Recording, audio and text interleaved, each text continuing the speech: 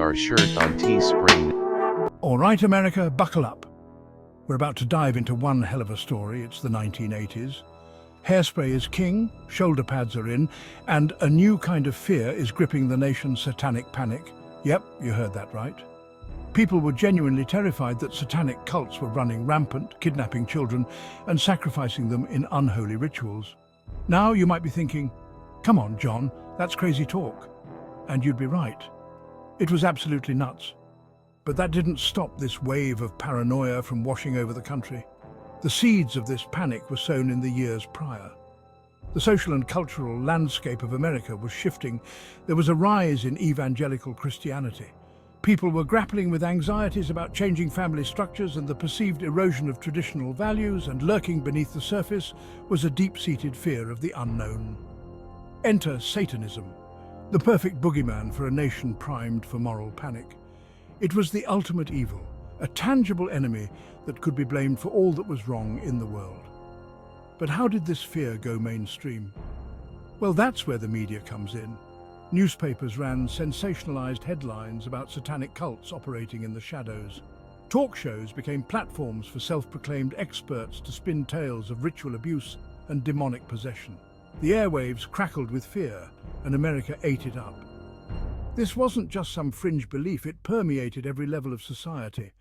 Parents were terrified to let their kids out of their sight. Law enforcement officials were conducting investigations based on flimsy evidence. Even mental health professionals were caught up in the hysteria, misdiagnosing patients and fueling the flames of fear. It was a perfect storm of misinformation, moral outrage, and good old-fashioned paranoia. And trust me, things were about to get a whole lot weirder.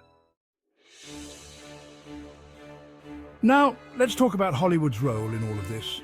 Because, let's be honest, nothing fuels a good moral panic like a healthy dose of cinematic terror. And boy, did the 1970s and 80s deliver on that front. We're talking about films like Rosemary's Baby, The Exorcist, and The Omen. These movies terrified audiences, tapping into primal fears about the occult and demonic forces. While undeniably effective horror flicks, these films also inadvertently contributed to the growing climate of fear surrounding Satanism. They blurred the lines between fiction and reality, planting seeds of doubt in the minds of viewers. Suddenly, that creepy neighbor down the street, who always wore black, didn't just seem eccentric, they seemed downright suspicious. The media, always eager for a good story, seized on these cinematic depictions of Satanism and ran with them. They presented these fictional narratives as cautionary tales, suggesting that the horrors depicted on screen could easily bleed into real life, and the public, already primed for panic, lapped it up. It's important to remember that these films were intended as entertainment, not documentaries. But in the context of the growing satanic panic, they took on a life of their own. They became cultural touchstones, fueling the flames of fear and paranoia that were already spreading across the nation. Okay, so we've talked about Hollywood's role in this mess. But let's not forget about the very real horrors that were happening in the world, and how the media, bless their hearts, often fumbled the ball when it came to reporting on them. Take the case of Charles Manson and his family. This wasn't some fictional boogeyman dreamt up by Hollywood screenwriters. These were real people who committed real atrocities.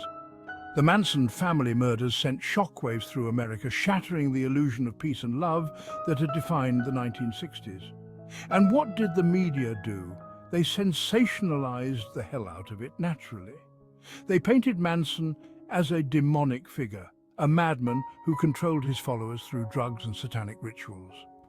While there's no denying Manson's charisma and the cult-like hold he had over his followers, the media's portrayal of him as some kind of satanic mastermind was a gross exaggeration. But the damage was done. The Manson family murders became synonymous with the perceived dangers of the occult, further solidifying the link between Satanism and violence in the public imagination. The media's coverage, while arguably justifiable, given the horrific nature of the crimes, inadvertently fueled the flames of the Satanic Panic. Now let's talk about some of the more outlandish claims that emerged during the Satanic Panic, Because believe it or not, things were about to get a whole lot weirder. One of the most egregious examples of this was the case of Mike Warnke, a self-proclaimed former satanic high priest who claimed to have witnessed unspeakable acts of ritual abuse and sacrifice. Warnke's book, The Satan Cellar, became a bestseller, and he toured the country, regaling audiences with his tales of satanic horror. There was just one tiny problem. Warnke's story was complete and utter bullshit.